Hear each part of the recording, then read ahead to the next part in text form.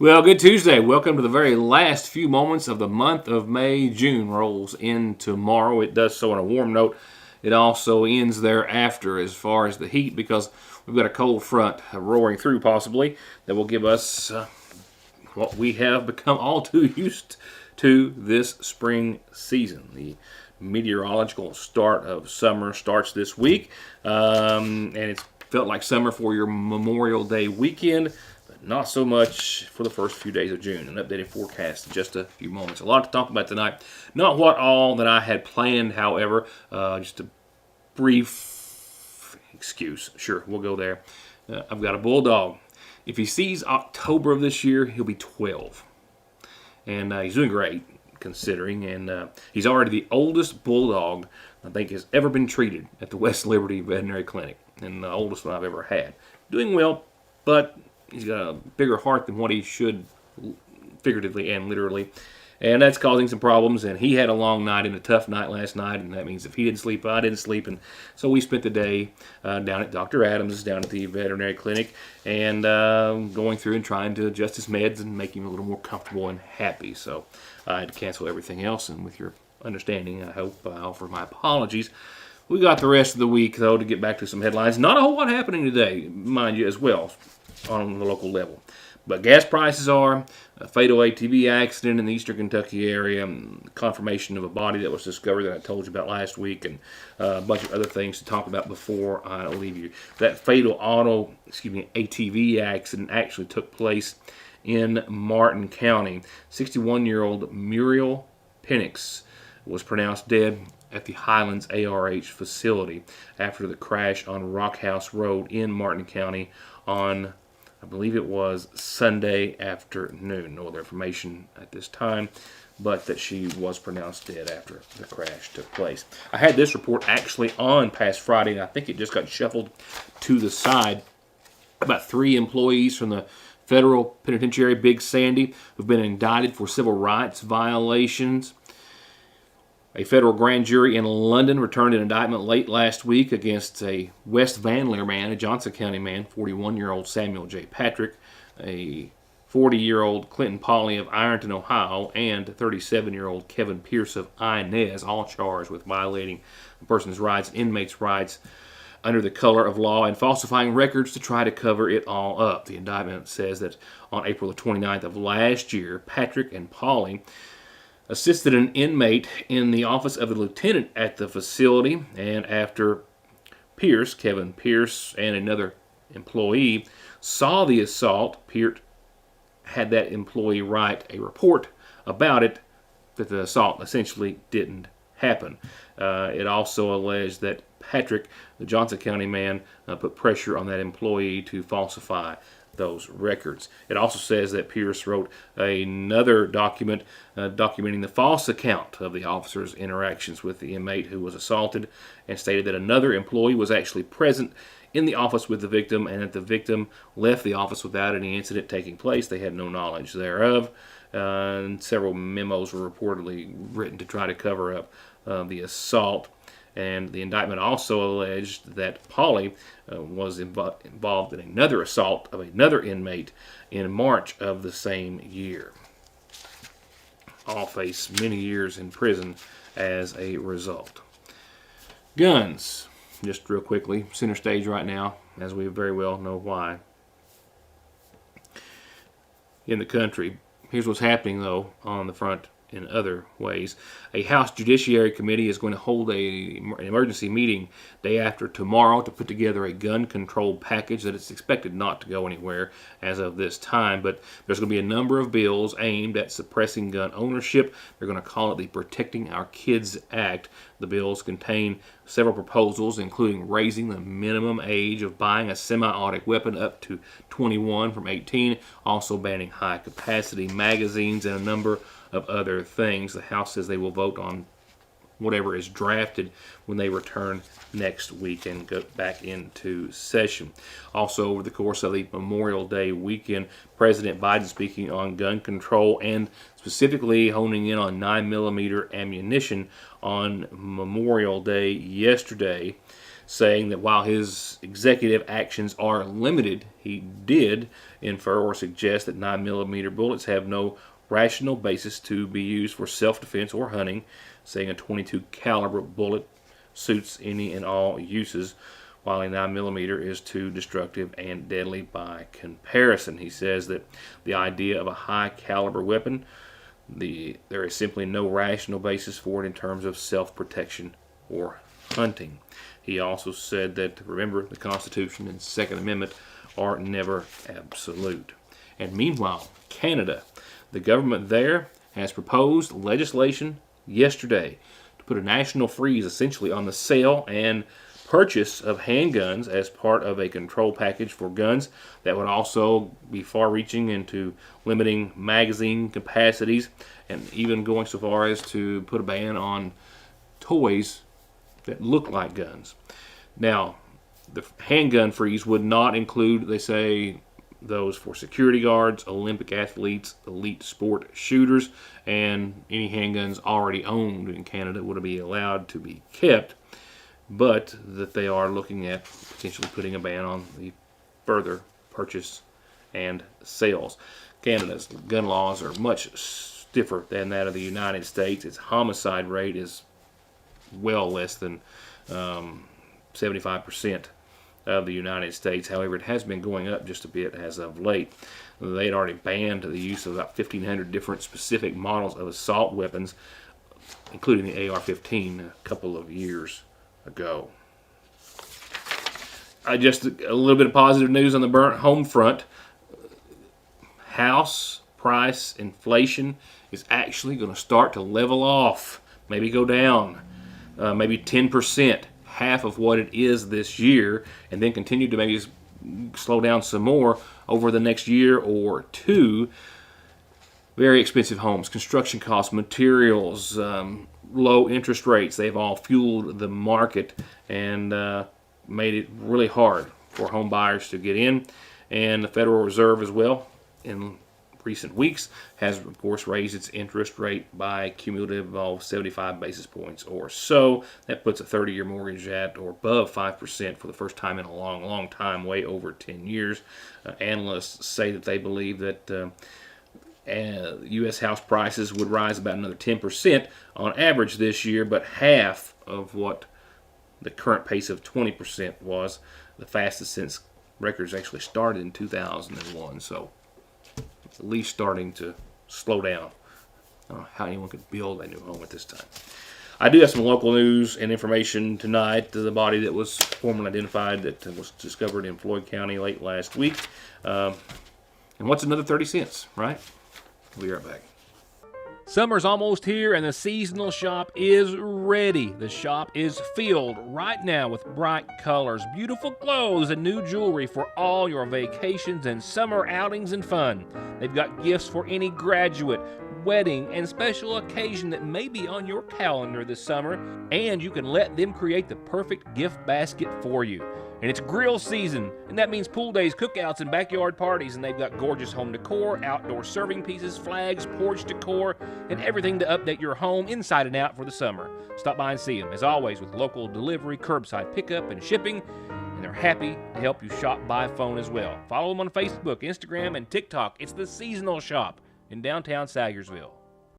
Appalachian Wireless puts service, towers, and technology in areas that other carriers won't. With almost 300 towers in our 29 county coverage area, we know for our communities to grow, they have to have connectivity to succeed. That's why Appalachian Wireless's primary focus is to provide support and service to communities that are in our coverage area. Advancing the gap between technology and communities is our goal of providing a better tomorrow for Appalachia. We are the region's best and most reliable network. We are you. We are Appalachian Wireless. Car wrecks, truck wreck, disability, workers' comp, slip and fall. wrongful death. Your case matters to you. Your case matters to us. Contact McFarland Tinker Law Office. With our combined experience of over 58 years, we're here ready to work for you. Parkway Pharmacy, as always, promises the quickest service with the very best care and prices, and to always have someone there to talk to when you have a question. With 3 pharmacists, curbside, drive-through, and call-ahead service. Parkway Pharmacy in Sayersville, 349-4400. Where you can always talk to a pharmacist when you need one. I think, as was largely expected, by the time I left you on Friday afternoon, all indicators pointed to a body being pulled from the Leviza Fork in Prestonsburg, being that of a missing Floyd County man, which had been last seen by his family in the early part of May. And that, as we have learned, has turned out to be the case. Floyd County authorities, Prestonsburg PD, the Sheriff's Department, Post 9, State Police out of Pikeville as well, and the family, 54-year-old Gordon Terry McKinney, had collectively been looking for him since early in May when he last talked to his family.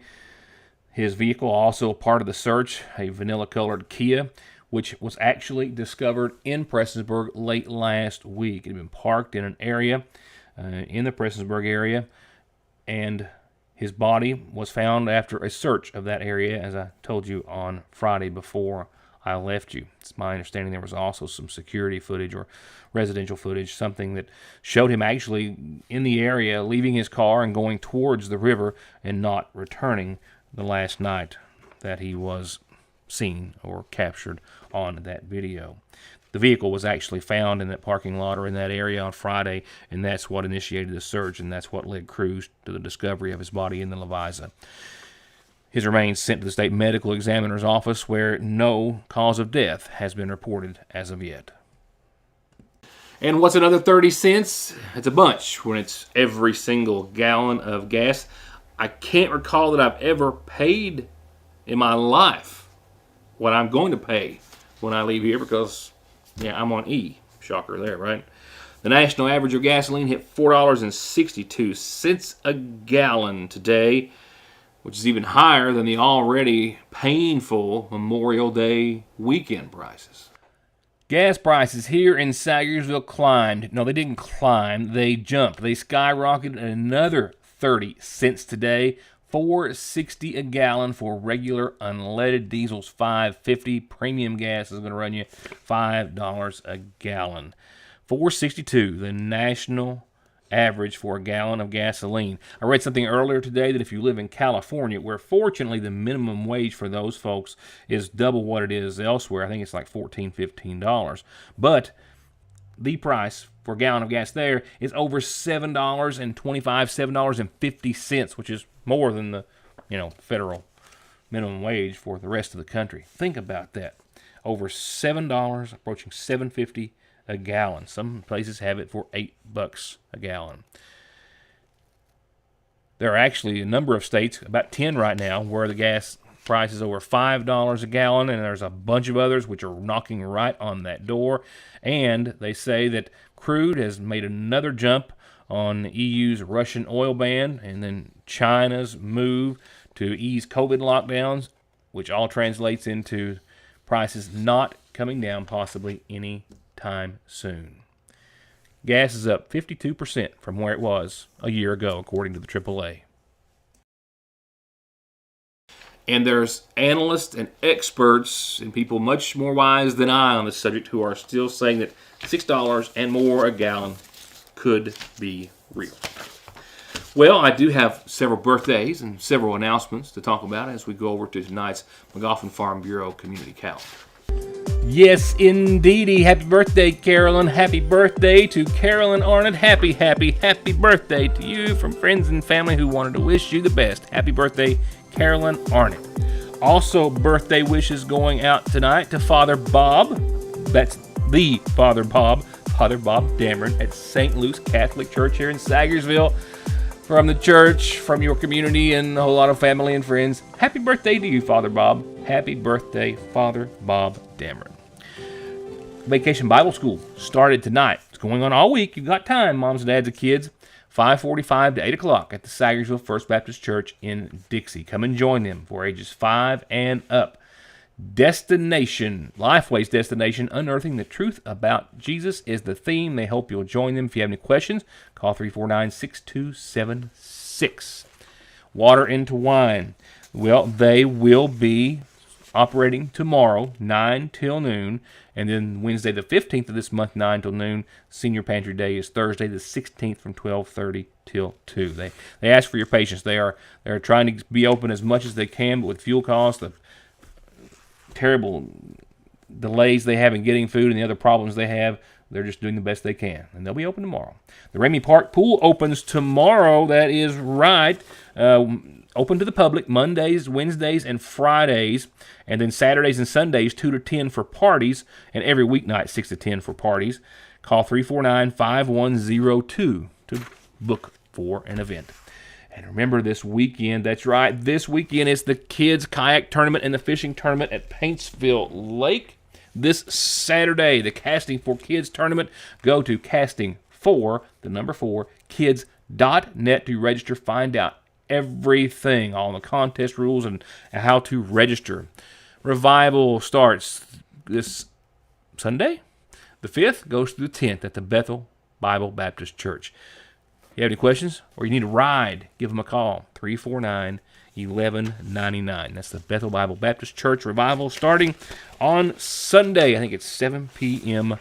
nightly. Use our calendar anytime you've got an announcement or birthday or anniversary that you want to pass along. Funeral services sponsored nightly by our friends at the McGoffin County Funeral Home in Paul Burchell. Sadly, a number to pass along tonight. Services were held today for 59-year-old James Winford Coleman of Sagersville. He passed away Friday at his home, the son of the late Raymond and Lurley Thacker Coleman. He's survived by his wife Pamela, sons James Manuel and Derek Clyde Coleman, his daughter Jaden Riley Daniel, a brother Danny, and sisters Kathy McKinney and Tammy Coleman, and 5 grandkids. Again, services held earlier today. Services start in the morning at 11 for 47-year-old Bubba Reed. Matthew Bob Reed of Laurel Branch in Sagersville. He passed away on Friday, the son of the late Bob Reed and Diana Harvey Reed. He's survived by his mother as well as his son Jennings Matthew and daughters Jaylee Brianna Reed and Jerica Lynn Reed, the mother of his children Jessica Reed, and brothers Greg and Steve Reed, and sister Camille Salyer. Services start in the morning at 11 from the Sagersville Funeral Home. Visitation is ongoing now. Thursday at 1, services will start for 72-year-old Roy Lee Arnett of Sagersville. He passed away Sunday at the Pikeville Medical Center, survived by his wife, Betty, son Roy Travis Arnett, daughters Morticia Whitaker and Tina Carter, 7 grandkids, and 5 great-grandchildren. Services again Thursday at 1 from the McGoffin County Funeral Home. Visitation will be Wednesday after 5. Candace Banks Conley, the daughter of Ida Arnett Banks and Jim Banks, who was also preceded in death by her husband John, passed away at her home at the age of 92. Candace and John went to Morehead State University together. She graduated at the age of 18, and we all know, well, everyone my age and certainly older know from there. She started teaching and did so for almost 40 years here in McGoffin County. Candace Conley survived by her son Philip Ray, her daughter Pamela Ray Conley Crabtree, 5 grandchildren, 1 step-great-grandchild, and 4 great-grandchildren.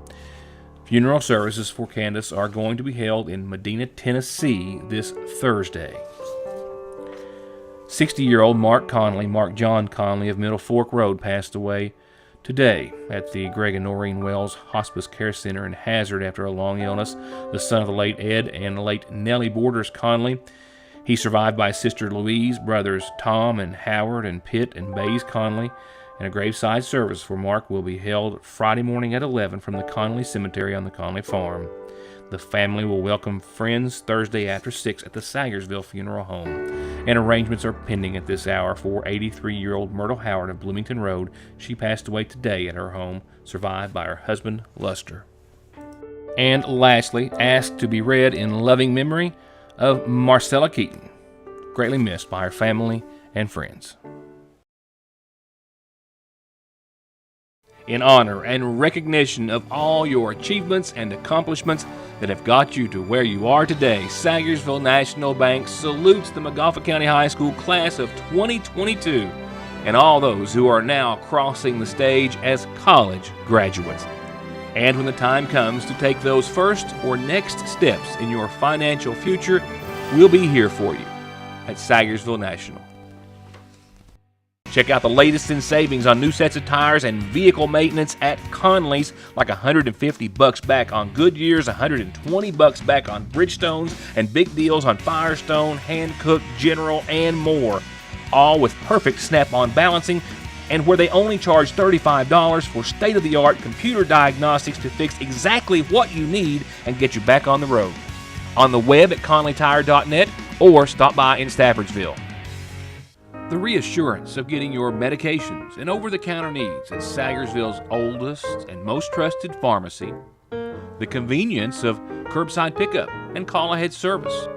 And the fact that you can walk in, order to go, or sit down and get gourmet quality hot fudge brownies, nachos, shakes, coffees, hot dogs with homemade sauce, desserts, and more makes it more than your hometown Good Neighbor Pharmacy. It's a destination in downtown Sayersville, Frazier's Prater Drugstore. It doesn't get any sweeter than that. I'm Kelly Collins. And I'm Taylor Shepard. And we are with the Golden Law Office. We both began our legal careers in Lexington, representing the nation's largest insurance companies. This experience provided us with inside knowledge as to how the insurance company will defend your case. We are now taking that knowledge and returning to our hometown in Eastern Kentucky. As a partner at Golden Law Office, we are returning home to continue to help those hurt through no fault of their own. If you or a family member have been injured in an auto or truck accident, call Golden Law Office today. While a cold front is coming weather-wise real quickly, just to get you caught up on 15th Region Baseball, Johnson Central and the Eagles took down Lawrence County 4-1 Saturday in Belfry to take the championship and go on to the state, which we'll talk about maybe tomorrow. Meanwhile, of course, all games have been delayed because of the rains, but softball, well, it kicked off yesterday. Also at Belfry, Paintsville over Floyd Central, 3-2. Pike Central over the girls from Paintsville, 10-0.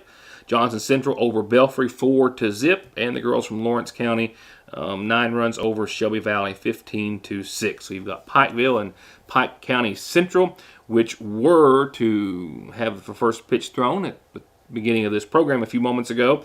And then Johnson Central and Lawrence County in Game 2 set for 9 o'clock. And then tomorrow at 7 will be the championship for the girls. Cold front's coming. It's going to give us some changes. Temperature-wise, tomorrow and the sunshine, well, they're holding pat. But it's thereafter. Not a whole lot to talk about in the short term. 66 degrees tonight. Continue mostly clear skies. And nothing more than a light southeast wind. It's going to be a nice evening after a warm day. Been a day to, tough day to try to get back to the grind. I'm not going to lie. I think everyone feeling that pain. Tomorrow, upper 80s again, mostly sunny for your Wednesday as well. And the majority of your Wednesday will be dry. The cold front is on its way, as I said, and it starts to have an effect on us probably after midnight tomorrow night into your Thursday, and then definitely has an effect thereafter. So we'll go from mostly sunny to partly cloudy skies tomorrow night, I think. Upper 60s for nighttime lows. Thursday will drop off 8-9 degrees or so. We won't see much sun. Showers and thunderstorms likely in the morning and on. 1/4 to 1/2 an inch collectively for everyone possible, with the exception of a thunderstorm that could put down some more than that. 80 for your high, 56 for your low. Winds out of the west, 60 miles per hour, and a 90% chance of showers and storms all the way through your Thursday night. And then Friday, as you saw, 74 and sunny, cooler. Certainly after that cold front, still holding on barely to the 70s on in the first half of your weekend, which will be here a little quicker this week, this time around, without a Monday workday. 79 sunny on your Saturday. Sunday we will hit low 80s, 83, mostly sunny. Then shower and storm chances will kind of start to squeak their way back in. 20% Sunday, 40% Monday, and about a 40% again on your Tuesday. So all in all, not too bad. And that'll do it for this Tuesday. Enjoy the rest of a summer-like evening and another warm one tomorrow. I'll see you back here, though, in about 24 hours, and we'll talk about what's happened between now and then. Good night, and thank you for being a part of the show.